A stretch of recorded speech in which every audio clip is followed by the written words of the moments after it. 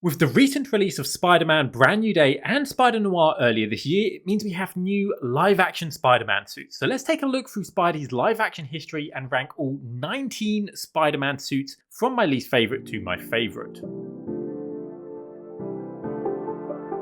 Hello and welcome to Cinemaze, and if you're new here, be sure to subscribe to see more videos like this. Now this is a sequel to my most successful video of all time. I'm going to be adding in the new suits plus some of the older TV suits that I didn't talk about last time. I also learned a lot from you guys in the comments, so this is not the same video with the new suits added in. I have reworded things and some ranks have changed as my opinions develop over time. As always with my rankings, I first need to set out the criteria. So this is going to be including any live action Spider-Man suit that has appeared across film and TV. So really this should cover his whole history in live action up to now, but it will not include animation, so no Spider-Verse, no musicals or no theme park suits, and no unused suits like the original Civil War costume or the cancelled 80s film. And of course, this is my opinion on the costumes themselves, considering their comic connections, their relevance in the story, and most importantly, their design as a whole. Does it look cool? Is it an effective design? And does it feel like Spider-Man? This is not a video ranking the characters, the project, or the actors, just the suits worn in each project. With that out of the way, let's get right into the ranking with number 19, Spider-Man 1977 suit. Last place goes to Nicholas Hammond's Spider-Man suit from the 1977 film and following TV series. For the most part, it's a fairly accurate, albeit basic interpretation of the comic suit, but with some key issues. Firstly, it has a chunky metallic belt and external web shooters. This suit without those looks far better. The boots are also very distracting. They aren't the same material and instead a thicker leather which doesn't even match the rest of the red colour. But the biggest problem are the eyes. They have this round bulbous shape. Sure, it has an almost bug-like quality, but not in a way that works. They just look goofy. They are reflective silver which could be cool, but due to inconsistent lighting often appear black. Up close they don't fare any better as they're filled with small holes to allow the actor to see, which ends up looking like he's wearing a colander on each eye. I think they even knew the eyes were bad as the posters feature a far more traditional eye shape. I appreciate that this gives us a feel of what a Spidey suit from this era could actually look like, but this doesn't hold up or have the attention to detail that a superhero suit needs even for this era, and it just ends up feeling creepy. Number 18, Spidey Super Stories suit. Next up is the first ever live action Spidey with the Electric Company's Spider-Man debuting in the 1974 Spidey Super Stories show. Again, a traditional take on the costume which hasn't aged the best. Compared with Hammond, this has a much smaller logo, doesn't have the weird overlap of the chest section over the red belt, doesn't feature an external belt, web shooters or leather shoes. While most of these are improvements, it still has issues. The head shape feels way too prominent here, making the ears and nose look disconcerting. While I appreciate the now white eyes and improved shape than Hammond's, they are way too small and they look uneven. It's like Spider-Man is constantly winking. Also, the show would occasionally cut to comic panels and this doesn't even match the suit in the comic art. How hard could it have been to make them match? It doesn't help that it's very hard to find a high resolution version of this suit. It may actually look worse and the blurriness is hiding its issues, but from what I can tell, I slightly prefer it over Hammond's, mainly due to the eyes. Number 17, the Amazing Spider-Man Vigilante suit. Now we have Andrew Garfield's homemade suit from the Amazing Spider-Man 1. I like Spidey suits to feel well made and cinematic, and so naturally the homemade suits are going to be lower down this list, and of all three homemade suits I think this is the weakest. It's made of a jacket, shirt, hat, sunglasses and red mask. This does feel like an actual homemade suit that anyone can make, but it's not visually interesting, particularly memorable, and barely resembles Spider-Man. The main positive is that it feels very realistic and gritty, which that movie was going for, but other than that it's not an interesting design. While it doesn't look as Spider-Man as the previous two suits in the ranking, it doesn't haunt my dreams like those do, so it doesn't come in last. Number 16, Japanese Spider-Man suit. Another 70s suit with Japanese Spider-Man appearing in his 1978 film and respective series. This is an almost identical suit to Nicholas Hammond, evidenced by the logo and the chest section overlapping with the belt, but with some improvements. The leather boots are replaced with fabric that actually matches the rest of the suit, and now using a less noticeable shoe to allow him to walk outside. The chunky belt is gone, and now there is only one web shooter, which yes can shoot webs, but most importantly can summon his giant robot. Because this isn't Peter Parker, no, this is Takuya Yamashiro, motocross racer injected with the blood of an alien from planet Spider who can summon a massive robot. I'm not making that up. And because it's not Peter Parker, I think I'm a bit more forgiving to the suit changes. Namely the eyes. I don't know what it is about the 70s, but none of these suits have good classic Spider-Man eyes. Either they're too round, too small, or like we see here, too narrow and slightly yellow. Would I prefer more traditional looking eyes? Yes, but because it's not Peter Parker, it doesn't bother me as much and gives Japanese Spider-Man more more of its own visual identity rather than just a Peter Parker clone. Plus, while in the suit, this version is extremely agile and mobile, helping to sell this suit as something a nimble superhero could actually wear. Number 15, the human spider suit. Next up is Tobey Maguire's homemade suit from Spider-Man 1, and this one certainly looks better than Garfield's, consisting of bright red and blue plus a Spider-Man emblem. This feels far more like Spider-Man. It also ties into Spidey's comic origins as a wrestler, and it's memorable due to the joke around Spidey's name. Again, as a homemade suit, it's not going to get high up my list when competing with high-budget cinematic suits, but this serves its purpose perfectly. Number 14, the stealth suit. Now we have the stealth suit from Far From Home, also known as the Night Monkey suit. In universe, this suit is given to Peter by S.H.I.E.L.D. to make it seem like Spider-Man is not in Europe. This means the suit has a monochromatic stealth look and is reminiscent of other S.H.I.E.L.D. tactical uniforms. Its most interesting feature are the pop-up eyes, and while high-tech, shows that S.H.I.E.L.D. are not on the same level as Stark Tech. However, the suit feels a bit pointless. It has exposed fingers, which mean Peter would be leaving fingerprints behind,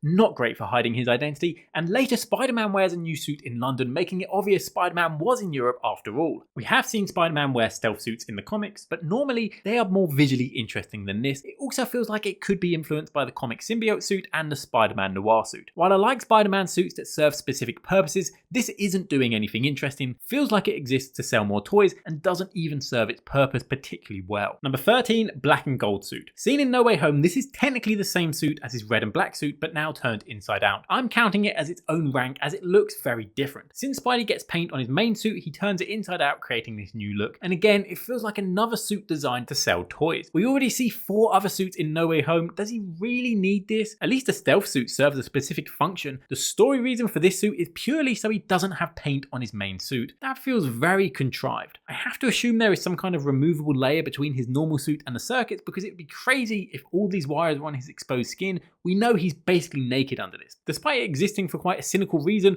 the design is interesting, the gold looks nice with the black, and there's a lot of intricate detail on this suit which makes me prefer it from the stealth suit. Number 12, the integrated suit. Next up is the suit we see in No Way Home. This is his red and black suit with a gold spider logo added from the remains of the Iron Spider suit. And fundamentally, this suit looks good because it is built off a strong base design, but also fundamentally, it is just that suit with a gold spider logo, which again ends up feeling like a suit designed to sell toys. This suit doesn't have any specific functions or purpose. It does give a nice story beat as Otto's mind is saved, and finally marks the long overdue end of the Iron Spider suit. I also give this suit props for having some of the best Spider-Man suit CGI. Unfortunately, this suit doesn't really exist, but you can't tell. The gold is added entirely in post, and yet it feels real. There's maybe a comic connection with the gold of the comic Iron Spider logo, which even the actual MCU Iron Spider doesn't have. Overall, a decent looking suit, but not particularly original or special. Number 11, the Iron Spider suit. Appearing in multiple MCU movies, but mainly worn in Infinity War and Endgame, I'm really mixed on the Iron Spider suit. I like the story purpose it plays in Homecoming with him turning it down, and I like the idea of Spider-Man having one-time event suits. And for a Spider-Man going into space, it makes perfect sense. This is a suit that actually has a function. If we last saw this suit in Endgame, it would be higher up this list. The problem is,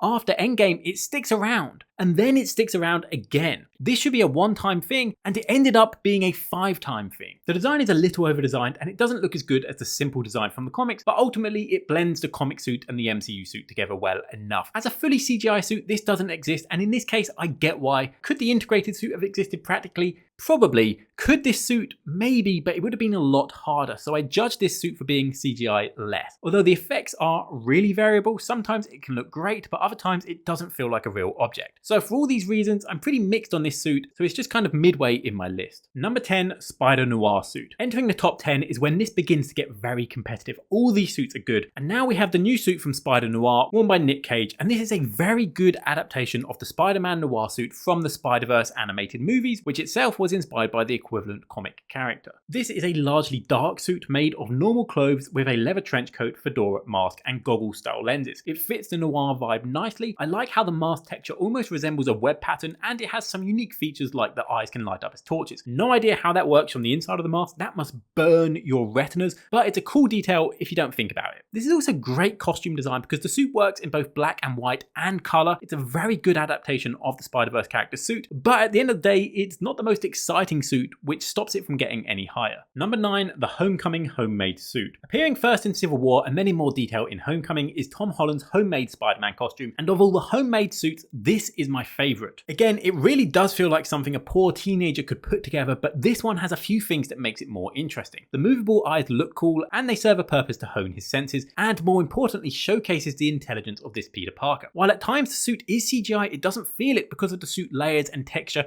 and that is a big positive in a movie where other Spidey suits don't always look great in CGI. It also feels like a nice reference to the Scarlet Spider comic suit, which includes a hoodie. Of the homemade suits, this feels the most Spider-Man. It's the only homemade suit that I am happy for Peter to spend more than a scene in. When he puts this back on for the finale of Homecoming, it doesn't feel wrong, and that's partly because this homemade suit is integral to the message of Homecoming, that he is still Spidey even without the fancy tech suit. And when needed, Peter suits up in the homemade suit to save the day, and ultimately that elevates this suit. Number 8, the symbiote suit. Now we have the black symbiote suit from Spider-Man 3, and having it this low is probably the most controversial opinion on this list. It is a nice design. The red and blue Tobey Maguire suit is so iconic, and so switching the colours for black and silver maintains that look of the Raimi suit. It also has some nice subtle changes to emphasise the nature of this suit, like pointier lenses and the logo curling into a more menacing shape. The problem is, it doesn't feel like the symbiote suit to me. The comic version of this is striking, all black with a big white spider and eyes. The black and white contrast so well, but the black and silver here just kind of blends together. I also understand that they didn't want the suit to feel obviously alien, but this feels too much like a normal fabric suit. I think there needs to be more of a middle ground between the suit feeling like a real object and a suspicious alien. So while I appreciate that this isn't covered in CGI, I think it needs to seem more alive. Personally, I prefer the look of the unused test version of this suit. This suit also influenced the Spectacular Spider-Man animated show, but in that we see the suit slowly change over time, and I think that is a really good way of first making the suit not seem too suspicious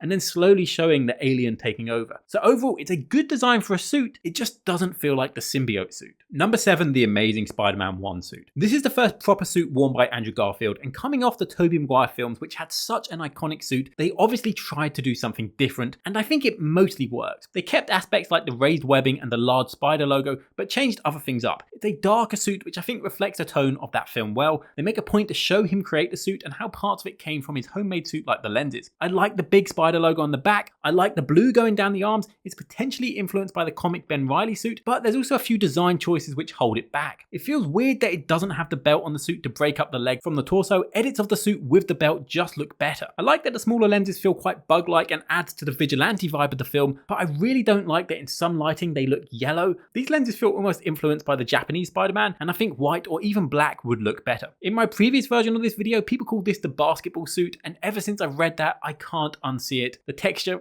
really does look like a basketball. But overall, it's a good looking suit with some unnecessary changes. Number 6, the upgraded suit. This is the black and red suit that Peter makes in Far From Home and seen again in No Way Home, and it's essentially a red and black recolor of his previous red and blue suit. I love that he made this himself, showcasing his intelligence, and it represents an important point in the story where he realizes he needs to be his own hero. It keeps what works about the Homecoming suit, the bright red, the flat webs, and the expressive eyes, and beyond changing the blue to black, it makes other minor changes. For example, the black now comes over his palms, and the black sections have a slightly different material than before. This new material helps to add texture to the suit, and that's important because texture adds depth, which helps when using CGI. There are some other minor changes to the suit made between Far From Home and No Way Home, mainly removing the black on the belt, and I do think that is a good change to streamline the suit. Personally, I'm not a fan of the white spider on the back. It seems quite random. Red would have looked better. Maybe it's a reference to the very light blue spider that we saw in the original comics. And there are some potential comic influences like the Superior Spider-Man, Assassin Spider-Man, and most famously, the Amazing Fantasy first appearance. In that, the usual blue sections were coloured black with blue highlights, and this has led many people to believe the suit was originally intended to be black. Even the Marvel Legends toy version of this suit is coloured black. However, it's not actually that clear cut, and there is conflicting information. Luckily, English broadcaster Jonathan Ross got to meet the original suit designer Steve Ditko, and in that it was revealed that Ditko originally planned for Spider-Man to be orange and purple. Wait, what? Yep, originally Spider-Man was originally supposed to be more of a horror character, and so was going to be orange and purple, colours associated with villains. However, it was changed by editors, presumably to make him more heroic, and Ditko supposedly said he was surprised by the recolor as there's another guy who's blue and red, which was assumed to be Superman. If this is true, it means at the time Ditko thought Spider-Man was blue and red. Okay, that's a bit of a tangent, but the point is that Spider-Man may not have originally been red and black like many people believe, but this suit is still coloured red and black, similar to how the suit was coloured in the original comic. Ultimately, this suit's placement depends on how you you feel about the blue or the black, and I'm a sucker for the classic blue, which is why this doesn't get any higher. Before I give you my top 5, did you know that 93% of you who watched my previous ranking were not subscribed? With that video on over 12,000 views, if everyone watching subscribed, we would be able to double my subscriber count. So please, if you're enjoying this video and you want to see more, subscribe for more videos like this. Back to the ranking. Number 5, the Raimi Trilogy suit. Kicking off the top 5 is the suit worn by Tobey Maguire in Spider-Man 1 to 3 and returning in No Way Home.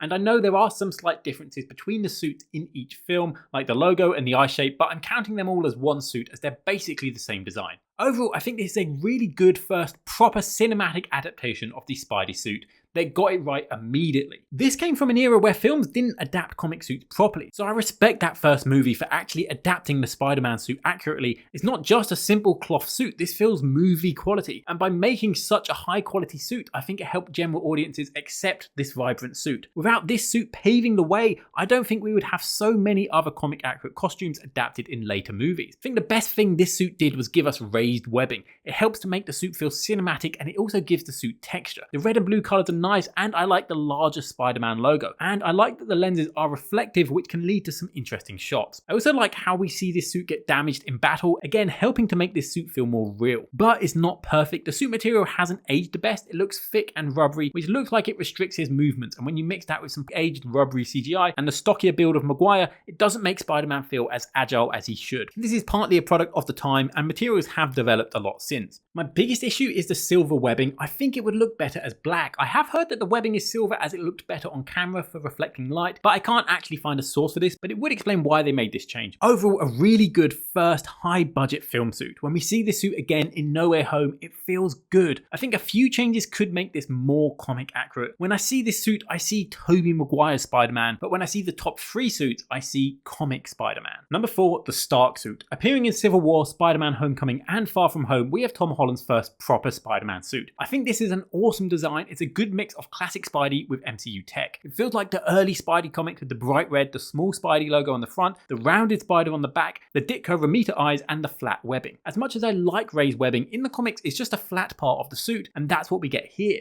It also has the effect that when viewed from far away, the webs aren't as noticeable, which is similar to the comics where artists wouldn't draw the detail of the lines from far away. This is the first suit to give us expressive eyes. They found a way to make them feel like actual technology, with the explanation that they help to hone his senses. I'm surprised at how well these work, and we will probably never go back to fixed eyes. There are a few unnecessary lines on here, but they don't ruin the overall suit. When you see the suit behind the scenes or scenes with the real suit, it looks incredible. It really pops and it feels like a comic panel brought to life. But the main problem is the overuse of CGI. They created a beautiful physical suit and they CGI over it. I think because the suit is so flat, it's much harder to CGI. They also smooth out the suit to remove any creases or imperfections, but it's really those imperfections that make a suit feel real. Normally behind the scenes suits look worse than the final product, but this is one of the only superhero costumes where the behind the scenes version looks way better. I love the design for this physical suit. It feels very unique and different from the past suits up to this point in time, but the overuse of CGI on this suit really holds it back because it can look like a video game cutscene. Number 3, the final swingsuit. Coming into the top 3, we have the suit we see in the final scene of No Way Home. The setup for this suit is perfect. Peter is alone, he has no tech, and he builds his own suit, addressing many people's concerns with the past MCU costumes being too high-tech and not made by him. It features a streamlined, simplified design with no extra details, just classic bright red, shiny blue, and the MCU-style moving eyes. It feels like the perfect blend between MCU Spider-Man and a classic comic suit. When the suit released, this was the most comic-accurate Spidey suit we had ever seen. It feels simple, the materials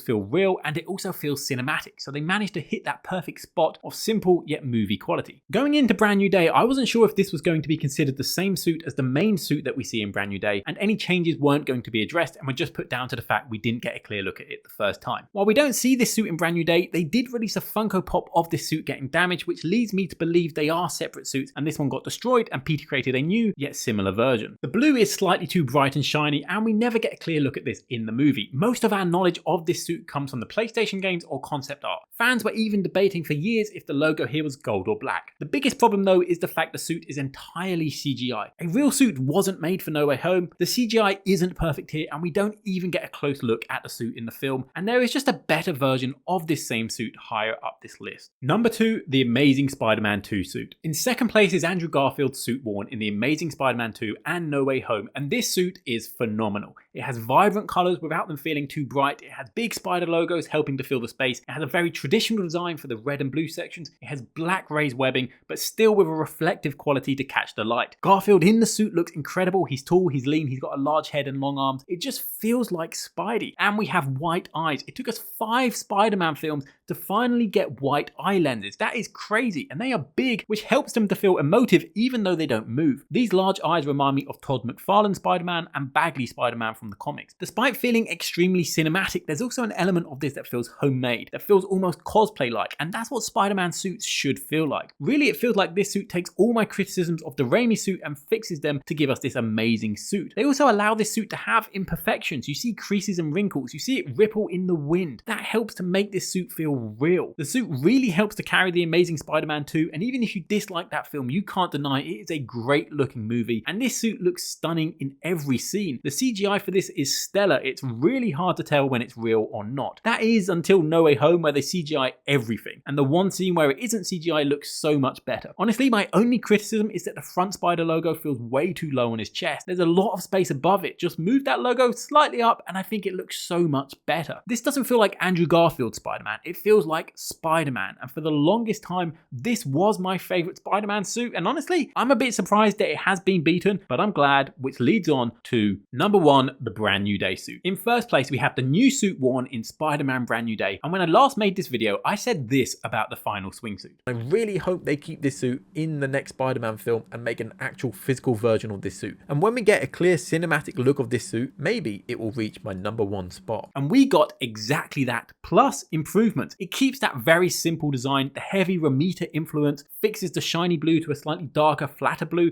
makes the logo a bit bigger, and most importantly, makes a real physical suit. It is no longer entirely CGI, and the physical suit looks amazing. The behind the scenes photos look perfect. It literally looks like Spider-Man straight off the page and put into a real life setting, and that's what I want from a superhero movie, for my comic hero to feel real. The suit is simple and not over designed, but there are some really nice details in here. The red material has a pattern when viewed up close, and the suit now has raised webbing instead of the previous flat webs. What I really like about this webbing is how it is raised, but only slightly. It has a flatter surface than the previous raised webbing, and that allows this suit, when viewed from a distance, to feel like the comic suit with a very simple feel, but when viewed up close, it can have more texture and depth, so it doesn't look like basic spandex. I also like the less busy web pattern we see here, and really I think that is what pushes it above Garfield's second suit, which looks far busier when compared side by side. It is very reminiscent of that Amazing Spider-Man 2 suit, with the colours, texture, position of the blue and the belt. There's also a Toby feel, particularly with the logo, and of course inspired by the raised webs of both characters, and I like that it feels like Peter was inspired by his multiverse variants who he met and impacted his life, and he's now carrying them with him going forwards. Another cool detail is you can slightly see the eyes behind the mask, reminding us Peter is under this, and that mirrors the lonely headspace Peter is in during this movie. I was worried going into the film that they were going to paint over this beautiful suit with CGI, hiding the wrinkles, the creases and the imperfections that make the suit feel real, but thankfully they kept them in, and that ties into the more street level tone of the movie. My only real issue are the large over the suit web shooters. They look too big and like they may impede on his wrist movement. It's done to emphasize the change when he gains organic webbing, so it is a good costume design, but if I'm nitpicking, they do look too big. The suit perfectly encapsulates Peter's journey to this point. It's inspired by the previous Spider-Man, he's made it himself, it's bright, it's colourful, it's contrasting the darker space Peter is in, it isn't covered in CGI,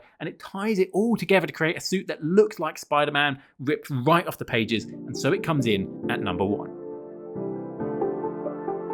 I hope you enjoyed this video. Let me know your favourite Spider-Man suits down in the comments below. What are your rankings and what comic suits would you like to see adapted next? If you enjoyed this, please give the video a like and subscribe for more Brand New Day content. Next up will be a villain ranking followed by a film ranking, so subscribe to see that. But for now, thanks for watching. Cinemaze.